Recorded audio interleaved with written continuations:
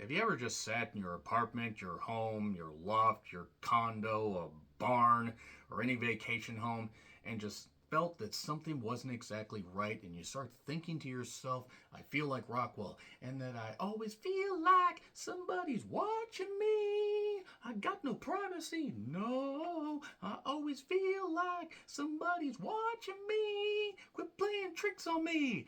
Follow Her is my favorite dating technique, and also a film that was directed by Sylvia Kamener, who's done television. Check out her IMDb page for the full listing of her work. This was written by and also stars Danny Barker, who plays Jesse, who is bound, determined to succeed on social media. This platform is called Hive. She films videos of clients that pay her to do strange things to her or things to them or whatever it is. And don't worry, it's cool. Their faces are digitally distorted. And then one particular video doesn't end up doing exactly that. And shit, she's really, really scared. But don't worry, she's doing this stuff. She's not going to get hurt. She ends up, however, running into a particular thing with her dad. Her dad basically says, things are kind of going south, honey. You need to get a real job, and we're going to do something with the particular living arrangement that you have. And oh shit, now she needs to get money fast. She really needs to pay for her place and just grow her social media, empire, because getting paid pennies for every video doesn't exactly help. It doesn't exactly pay the bills all that well. She's also got a cat, an adorable cat, and she decides to answer a personal ad from a guy named Tom Brady. Not that one. This man is played by Luke Cook, who is making a film and wants her to be the star. He wants her to really get into this character, be in this project with him. It's such Cockian, a whole bunch of twists and turns and stuff like that. And also, there's a weird foreboding feeling that maybe she is the one being played, or maybe she's playing him. As the layers get peeled back, we find out who is playing who. And it's also proof that maybe you should probably realize what you're doing on social media, and that stuff like that can end up hurting people. It could come back to bite you in the ass. But does that actually happen? Well, let's talk about it for a little bit. It's a meta horror comedy that has a lot of good stuff to it. I think there are times that the movie follows the same beats as some others that I've seen. There was Influencer that I felt was a little bit better than this, but granted, Influencer was more horror than this. This has some comedy elements to it. It's kind of a one-act play because outside of a couple locations in the beginning and near the end, it basically takes place in a far-out barn.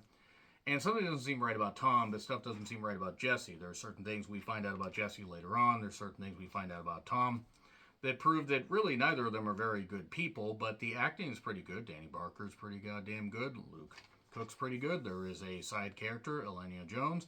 My God, more films with her, please. But Danny Barker is relied on basically to carry a lot of this. I mean, because we don't get introduced to Tom for a bit, and Luke Cook makes the most of his screen time. And from there, we have a pretty decent movie, actually. I'm glad I rented this. This was well worth diving into. It's from Quiver Distribution and Jackrabbit Media. Why are they arrowing a rabbit? What the hell is wrong with you guys? Yeah, it's fine for the most part. There are a couple of complaints I have. I think this movie sometimes acts a little bit, or tries to act a little bit smarter than it actually is. I'm not saying the movie's dumb, but there are certain beats that it follows that are similar to others. But what I like about this is the acting. Luke Cook and Danny Barker are pretty goddamn good. And there's, a few horror elements. I mean, you kind of wonder, like, shit, what if I was caught in this situation? Well, maybe I would do this instead, or maybe I wouldn't do the things that got me caught in this situation. There are certain, questions, and they could be answered pretty goddamn quickly. But Jesse plays the conflicted individual, just wants to grow her empire. Tom is an aspiring filmmaker, and can we make it any more obvious? So from there, the movie is pretty good overall. Follow Her, in all seriousness, ends up actually being one of the better indie horror offerings of this year. I look forward to seeing what else Sylvia can do, and Danny Barker, proving she can be a good star and a writer. Let's see what else they can do. It's available for a few bucks on Amazon as of this moment. It'll probably go to social media or probably go to a streaming service like Tubi at some point. But I am going to get into spoilers. So 3, 2, 1, and spoilers. Okay, so the whole idea is once they dive into this, this particular, film, Tom Tom is a little bit off, and at first seems kind of just like, the typical host, and then things start getting peeled back, and it's pretty obvious that something a little bit off with him.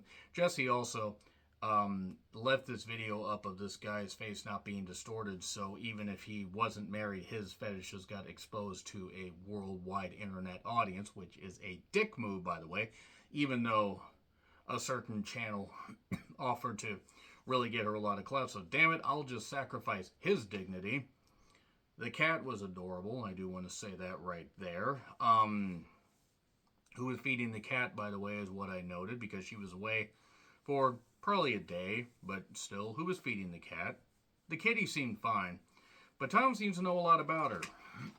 And then the story is called Classified Killer. It seems like he wrote a lot of this stuff while observing her in the park that they met in, and then once they got to the barn, the barn that was turned into a house, pretty nice house, by the way. She's playing the piano, and now, oh boy, if her character dies, she dies. Oh no. And at one point she plays along with it, ties him up. Boy howdy, I don't know what guy would complain, or statistically what woman would complain about that. And then, well, she didn't tie him up right. And then she tries to leave, and she's barred in the house. Like, the windows and doors are suddenly boarded up. Well, that's weird. That wasn't the case before. Turns out he's been stalking her. He knows a whole lot about her. He has her tied up now. And it's because he was hired by the guy that, she didn't distort the face of. I believe Brian was the guy's name, if I remember right. And now she's going to pay. She's being live streamed. She has to read that she basically faked all her stuff. She faked all of this stuff. She faked all the videos, all this just for clout. Distorted this and everything. It was all fake. All fake, fake, fake, fake. She was creating this online profile. Now, Tom is a full-on dick, by the way, I do want to say. I mean, that just for what she did, that doesn't make it okay what he did. But at the same time, she could have taken the video down, done another one, and probably done the same amount of views and still made sure she distorted the face properly. Now, whether she did it or didn't do it, or whether the social media, juggernaut didn't do it, is what it is. So, she's tied up and being live streamed. Her friend Kat, Miss Jones, good God, again. They're all watching. Oh my God, she's got a fire poker. She's going to kill him. And then suddenly cut, he says. And it was all a film, a ruse. He had an entire crew that put these boards up and all this stuff. Oh my God, what the hell? And then the guy whose face she didn't distort tells her to run because he was in on the whole goddamn thing. And then smash cut to 4 weeks later. They're in a police investigation. The cat is still alive, by the way. That's good. I'm happy. And then somebody in a sparkly mask drops off the thing drops off a present because she realizes, shit, Hitchcockian. He mentions a Hitchcockian twist. We're in the climax of the movie. There's a present in there. It's a little Jack in the Box saying, Homer, I see you agree with me. I'm not nodding. The air conditioning's on. And there's a flash drive that she puts in, and there's something called the Collective that has the various times that he filmed her and put her in all this and everything, and basically turning the whole thing around on her. Everybody's laughing, saying, I hope that your cat's going to be okay. Yeah, don't kill the cat. Don't hurt the cat. I hope the cat's okay. I hope that cat has a long life. And the idea at the very end, there's Kat, not her cat, but her friend Kat, who she's friends with, obviously.